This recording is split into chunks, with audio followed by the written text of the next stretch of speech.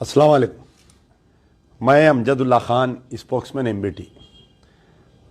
जैसा कि आप लोग जानते हैं कि मैं वादा किया था कि 9 बजे लाइव आऊँगा, क्योंकि कल जो है इलेक्शन का रिज़ल्ट आया है और इलेक्शन जो याखुतपुरे का रिज़ल्ट में जो है 808 वोटों से हमारी हार हुई है।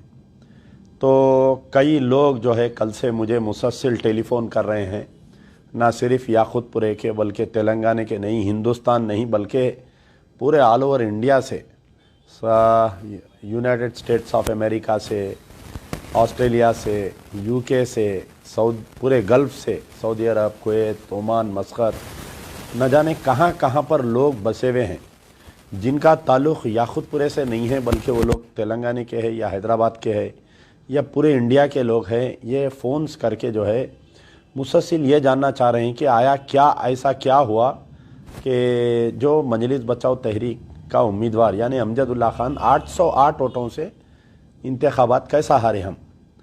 तो देखिए, सबसे पहले तो ये है कि ये अल्लाह की तरफ से एक फ़ैसला है। ये अल्लाह ताला हो सकता है कि आपके भाई अमजदुल्ला ख़ान के लिए कोई और दूसरा काम रखा होगा जो इस इंतखाबात में मेरे हक़ में फ़ैसला नहीं आया। तो सबसे पहले तो मैं अल्लाह ताला का शुक्रगुज़ार हूँ कि बग़ैर किसी वसाइल के अल्लाह ने मुझसे इतनी बड़ी जंग लड़वा दी। आप अंदाज़ा नहीं कर सकते कि आपका भाई कैसी बड़ी जंग लड़कर निकला है। एक तरफ जो है सारी ताकतें, दुनिया की सारी ताकतें, दुनियावी हिसाब से जो ताकतें हो सकती, पैसा, पावर, गुंडा अनासिर, पुलिस उनकी, मीडिया उनका, तकरीबन मीडिया उनका, तो इस तमाम के बावजूद जो है अल्लाह ताला तनहा व तकदीर आपके भाई को लड़ाया। या आप तमाम की दुआएं थी। मैं बोल नहीं सकता कि कैसे कैसे लोग जानिमाज पकड़े हुए थे मेरे लिए। ज़ईफ़ लोग 80-80 साल की जो मेरी माएँ हैं घरों में, वो लोग मेरे लिए दुआ कर रहे थे। जो लड़कियां बहनें हैं मेरी, वो लोग जो है सर से ओढ़नी नहीं निकल रही थी पूरा इलेक्शन तमाम वो लोगों की। मेरे भाई जो गल्फ़ में ख़ास तौर पर सऊदी में है, मक्के मदीने में बैठे हुए थे कि अमजदुल्ला ख़ान की कामयाबी होना।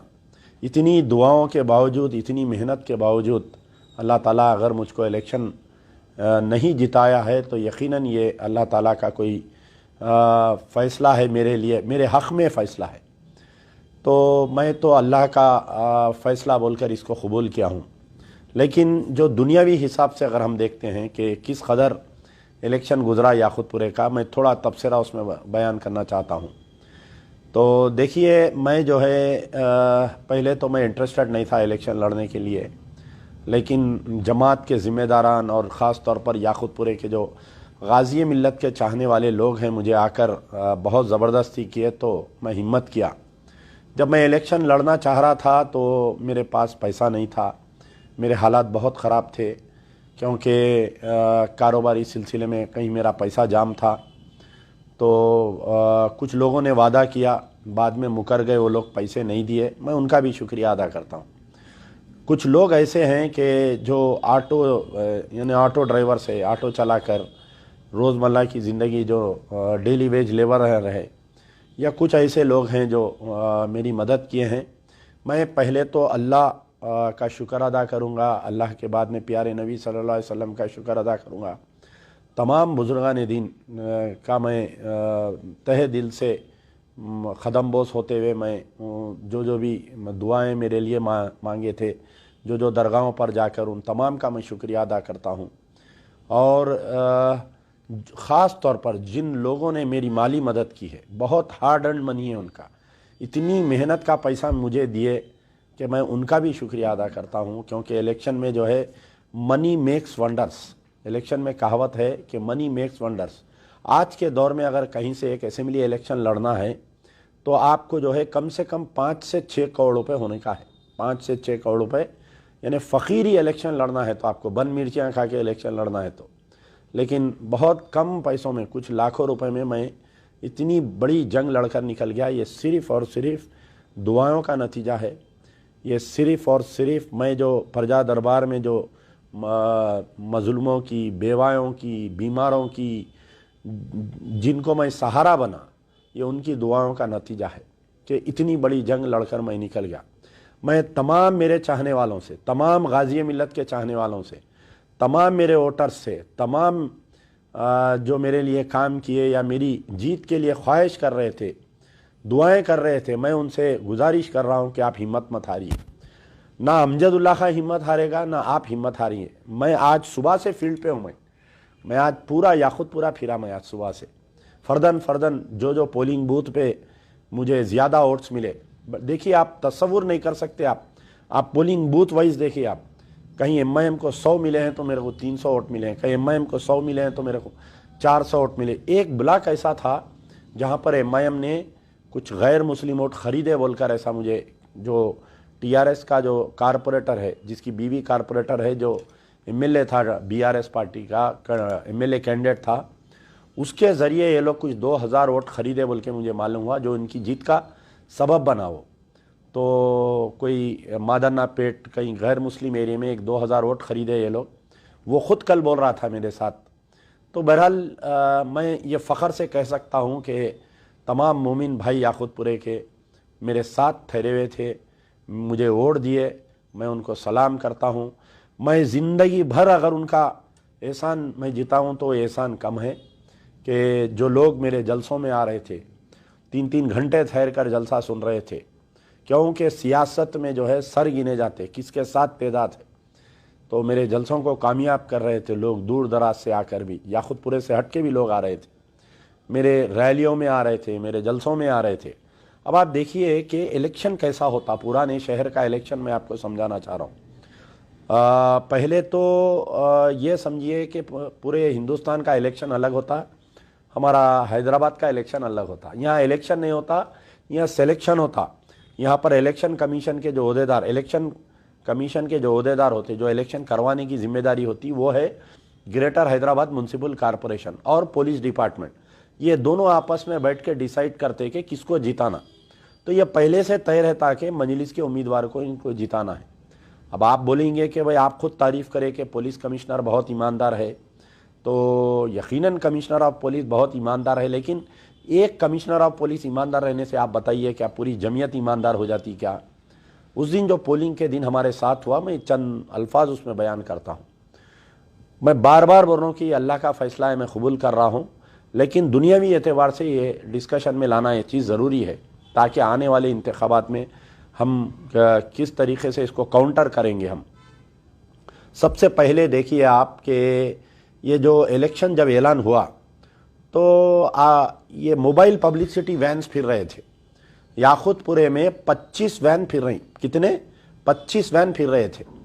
तो मैं जब आरओ रिटर्निंग ऑफिसर से मैं पूछा तो बोले कि मजलिस इत्तेहादुल मुस्लिमीन को हम 4 पब्लिसिटी वैन्स का परमिशन दिए हैं। मैं रिटर्निंग ऑफिसर को कंप्लेंट किया, मैं हमारे नोडल ऑफिसर एसीपी संतोष नगर को कंप्लेंट किया, मैं हमारे कमिश्नर ऑफ पुलिस को कंप्लेंट किया, हर किसी को कंप्लेंट किया मैं। यहाँ तक कि जो गाड़ियाँ फिर रहे थे उनके नंबरों के साथ उनके वीडियोस निकाल के सोशल मीडिया पे डाला, ट्वीट किया। इलेक्शन कमीशन ऑफ, आप मेरा ट्विटर निकाल कर देखिए, पूरे ये जो 10 तारीख को मैं कैंडिडेट बना, 10 नवंबर से लेकर आपके 30 नवंबर तक 17 मरतबा मैं इलेक्शन कमीशन ऑफ इंडिया को ट्वीट किया और एक का भी जवाब नहीं आया। Election commission of chief election commissioner, उसके नीचे chief electoral officer Andhra Pradesh Telangana, उसके नीचे डिस्ट्रिक्ट इलेक्शन ऑफिसर जो बल्दिया कमिश्नर होते हैं, और उसके बाद में जो है रिटर्निंग ऑफिसर। ना तो मुझे चीफ इलेक्शन कमिश्नर ने कोई जवाब दिया, ना तो मुझे chief electoral officer Telangana state जवाब नहीं दिए, ना हमारे डिस्ट्रिक्ट इलेक्शन ऑफिसर जो बल्दिया कमिश्नर है, ना तो हमारे रिटर्निंग ऑफिसर जवाब दे रहे थे। फ़ोन ही नहीं उठा रहे थे कोई भी मेरा। मैं फ़ोना कर के बेजार हो जा रहा था। आखिरी में मेरा इलेक्शन छोड़ के जाके पर्सनली भी मिल के मैं 2-3 बार कंप्लेंट दिया। सबसे पहले ये मोबाइल पब्लिसिटी वैन्स का कंट्रोल नहीं था। 20 से 25 वैन बनाए थे, मैं वाले फिर रहे थे बगैर परमिशन। कहीं पर भी आप झंडी नहीं लगा सकते, पतंग नहीं लगा सकते, आप जो है कोई हैंडबिल नहीं लगा सकते, पोस्टर नहीं लगा सकते आप। और गवर्नमेंट प्रॉपर्टीज़ पे तो सख्त मना है इतने जगह याकुतपुरे में गवर्नमेंट प्रॉपर्टीज पे झंडी डंडी पोस्टर्स बैनर्स लगे हुए थे। हम बारहा फोटोज लेके वो सी विजिल पे कंप्लेंट कर रहे थे। आप सी विजिल का रिकॉर्ड निकाल कर देखिए, आप कई बार 10-10 बार कंप्लेंट करे तो एक आध झंडी निकाल रहे थे। तो यहाँ पर भी आके पूरा फेलियर हो गया। इलेक्शन कमीशन का जो इलेक्शन रूल्स थे ना, वो एक मजाक बन गया, एक बिल्कुल मजाक बन गया यहाँ पर हैदराबाद में। फिर उसके बाद में हम जो है जो स्लिप्स बंटते, आप देखिए तो इलेक्शन कमीशन की तरफ से जो स्लिप्स बांटे जाते वो ऐसे स्लिप्स थे, वो इसमें ना फोटो है ना कुछ है, बार कोड है इसके अंदर। तो ये स्लिप्स जो छापते और बांटते वो बल्दिया बांटती, ग्रेटर हैदराबाद म्यूनसिपल कॉरपोरेशन। जो डीसी संतोष नगर, डिप्यूटी कमिश्नर संतोष नगर, जो ईआरओ होता है, इलेक्ट्रल रजिस्ट्रेशन ऑफिसर होता है, ये क्या किया कि हमेशा से ये शिकायत रहती, जो बीएलओ से बूथ लेवल ऑफिसर से लेके जाके पूरे स्लिप्स जो है एमआईएम के लोगों को दे देते। आज असदुद्दीन ओवैसी से दारुसलाम में जो है एक कोई प्रेस वाले, आज वो प्रेस कॉन्फ्रेंस में ये बोल रहे थे कि पोलिंग परसेंटेज गिर जा रहा। तो मोहतरम, जो पोलिंग परसेंटेज गिर रहा ना हैदराबाद का, उसकी मेन वजह आप ही है। आपकी वजह से ये पोलिंग परसेंटेज गिर रहा। आपके लोग क्या कर रहे हैं, ये स्लिपां बंटने नहीं दे रही। यानी जिस पे भी डाउट है, अगर ये